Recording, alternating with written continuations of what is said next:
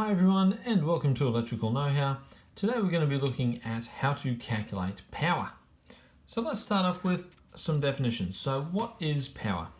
So power has a couple of meanings and it really does depend on the context. So from a physics standpoint it has a different meaning to what you'll find from an electrical standpoint. And we can see from down the bottom here that we've got the physics formula here. So power is equal to force times distance divided by time versus the electrical formula, which is power is equal to volts times current or volts times amps.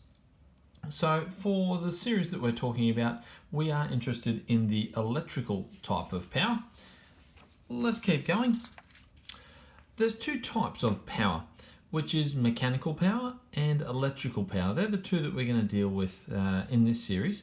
So the mechanical power is the force, distance and time taken to move an object. So if we're going to push, for example, a wagon up a hill, then we're going to have that mechanical power required to do that. So examples of mechanical power, you've got motors where it's spinning a shaft, you've got human effort and hydraulic. There's lots of different types of mechanical power.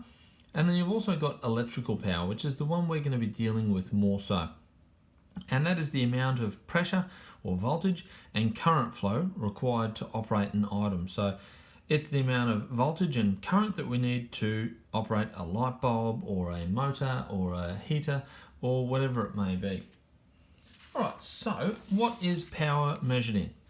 So power is measured in watts, and watts are named after James Watt, who we can see over here on the right. And he developed the concept of horsepower, and he actually worked mainly in the area of steam-driven engines.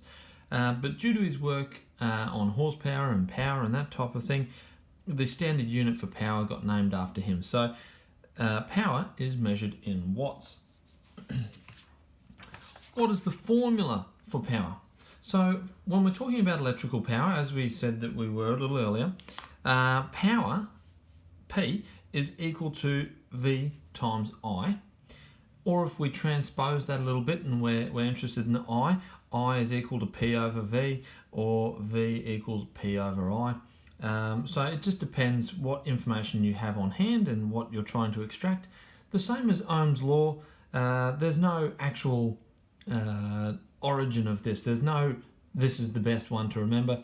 Again, when I remember Ohm's Law, I remember V equals I times R, and I do the exact same for power. So for me personally, I remember that P is equal to V times I, volts times amps. And over here we've got the little magical triangle for it, and what that allows us to do is it really, if you're not so good at transposing, this makes it a little bit easier for you, in that you can go, alright, well I'm looking for voltage, so I'll cover up the voltage, and that tells me the formula that I would need is power over amps, or power over current. If I was looking for P, I would cover up the P for power, and I'd be saying, okay, well, I need to multiply my volts times my amps.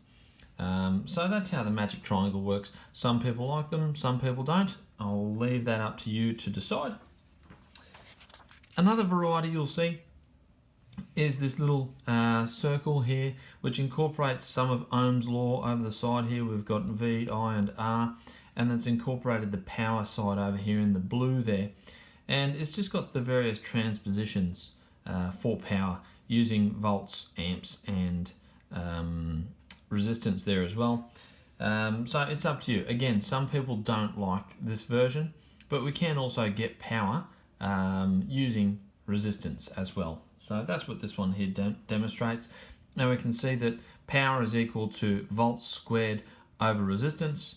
It's also equal to the current squared multiplied by the resistance. So they're the two extra little formulas you've got there if you want to use resistance to calculate your power. So let's take a look at some examples. Here we've got a lamp over here, a light bulb, and that's a 75 watt light bulb. The supply current is 1 amp, so there's 1 amp flowing through our current here, and the supply voltage is 75 volts. Okay? So in this instance here, our power is our voltage multiplied by our current or amperage. So 75 multiplied by 1, the power is 75 watts.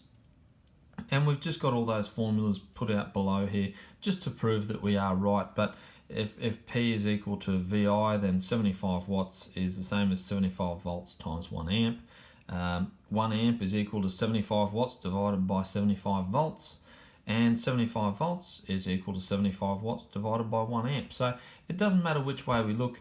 The same as Ohm's law, this particular formula is always true. Let's take another quick look at a different one. This time we're looking at a motor. So this particular motor here has a power of 3,600 watts or 3.6 kilowatt for this motor. There's a supply voltage of 240 volts, which is pretty standard, and the current is 15 amps. So that's reasonably high. So we've got 240 volts multiplied by the 15 amps is going to give us 3,600 watts, or as I said earlier, 3.6 kilowatts. And once again, we've just got our formulas here that the 3,600 watts is equal to 240 volts times 15 amps, or 3,600 watts divided by 240 will give us our current. And the 240 volts, our supply voltage, is equal to the watts divided by the amps. Alright, so we can use this power formula the same as many other formulas. We can use it to try and find missing values, and that's what we normally do with it. So in this case here, we know that the motor is a 3,600 watt motor, and we know that we've hooked it up to 240 volts, but we're not quite sure what size circuit breaker we should attach this to, and so we're wondering what amount of amps are flowing in that circuit so that we can make sure that we're using the right wire and the right circuit breaker for our situation. So what we're looking for is I, which is the current. So we're going to use this formula here, which is I is equal to power divided by volts. So we plug those numbers in, 3,600 watts for our power, 240 volts for our supply voltage, and that's going to tell us that our supply current is going to be 15 amps. So we're going to look to have something, a cable that's going to be able to handle that type of current, and we're also going to be looking to have a circuit breaker, maybe a 20 amp circuit breaker or something like that, that's going to be able to protect that wire if we have a short circuit. Moving on, what is a watt hour? So you'll hear of watt hours sometimes, and a watt hour is simply the amount of watts used over a 1 hour period. So the most common place we're going to find a watt hour is inside of our electricity bill. Most electricity bills are charged in kilowatt hours or watt hours.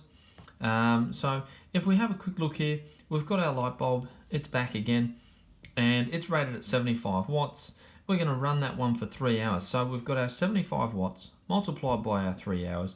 That's going to say that we've got 225 watt hours for that light bulb.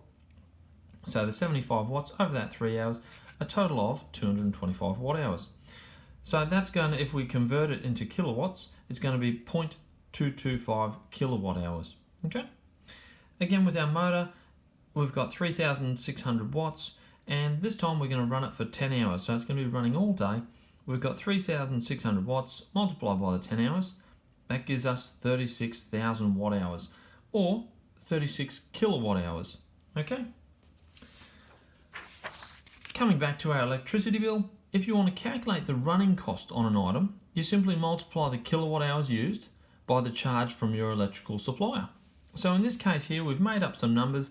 We know that our light bulb here, we know it uses 75 watts. We know that our light bulb is going to be running for 3 hours. We multiply our 75 watts by our 3 hours. It gives us our kilowatt hours there. We're paying 32 cents in this scenario, 32 cents per kilowatt hour.